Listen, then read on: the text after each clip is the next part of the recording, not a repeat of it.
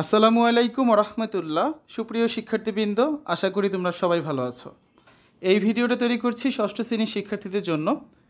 তোমাদের অনেকের স্কুলেই হয়তো বা অর্ধবার্ষিক পরীক্ষা ইতিমধ্যে শুরু হয়ে গিয়েছে। তো আজকের এই ভিডিওতে আমরা আলোচনা করব অর্ধবার্ষিক পরীক্ষার একটা নমুনা প্রশ্নপত্র নিয়ে। এনসিটিভি কর্তৃক তোমাদের যে পরীক্ষার মানবন্টন দেওয়া হয়েছে সে অনুযায়ী এখানে একটি নমুনা প্রশ্নপত্র দেওয়া হচ্ছে। প্রথমে 30 নম্বরের বহু নির্বাচনী প্রশ্ন, এটা হচ্ছে একটা মডেল টেস্টের অংশ।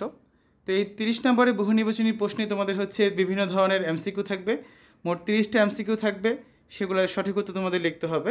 তো এমন না যে এখানে যে 30টা আমি দেখাচ্ছি এগুলোই থাকবে, কারণ এক একটা স্কুলে তোমাদের টিচাররা হচ্ছে এক এক ধরনের প্রশ্ন করবেন, কারোর সাথে কারোর প্রশ্ন হয়তো বা মিলবে না, ঠিক আছে। তো এই ধরনের 30টা এমসিকিউ প্রথমে থাকবে, তারপর হচ্ছে রচনামূলক অংশে আমরা এখন চলে যাব।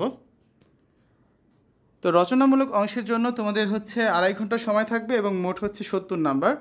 তো প্রথমে থাকবে সৃজনশীল অংশ। সৃজনশীল অংশে তোমাদের গদ্য থেকে কমপক্ষে 2টি এবং কবিতা থেকে মোট 2টি করে, কমপক্ষে 2টি করে মোট 5টি প্রশ্নের অ্যান্সার করতে হবে। তো গদ্য থেকে হচ্ছে তোমাদের ক অংশে মোট 4টি প্রশ্ন থাকবে এবং খ অংশে কবিতায় আরও 4টি প্রশ্ন থাকবে। তার মানে 8টি থেকে তোমাদের যে কোনো 5টার অ্যান্সার করতে হবে। তো এখানে হচ্ছে কত 50 নাম্বার থাকছে, আর এমসিকিউতে 30, তাহলে আর 20 নাম্বার কোথায়? বাকি 20 নাম্বার থাকছে আনন্দপাঠ অংশে। তোমাদের আনন্দপাঠ যে বইটা দেওয়া আছে সেই বইটা থেকে হচ্ছে তোমাদের 4টা প্রশ্ন থাকবে, প্রতিটা প্রশ্নে আবার 2টা করে অংশ থাকবে। আর এই 4টা প্রশ্ন থেকে তোমাদের যে কোনো 2টা প্রশ্নে অ্যান্সার করতে হবে, 10 করে হচ্ছে প্রত্যেকটা প্রশ্নে, তার মানে 2টা 20 নাম্বার। তাহলে 30 নাম্বার হচ্ছে তোমাদের নৈবতিক অংশ, 50 নাম্বার হচ্ছে সৃজনশীল অংশ, আর 20 নাম্বার হচ্ছে তোমাদের আনন্দপাঠের রচনামূলক অংশ। তাহলে মোট কত হচ্ছে 100 নাম্বার।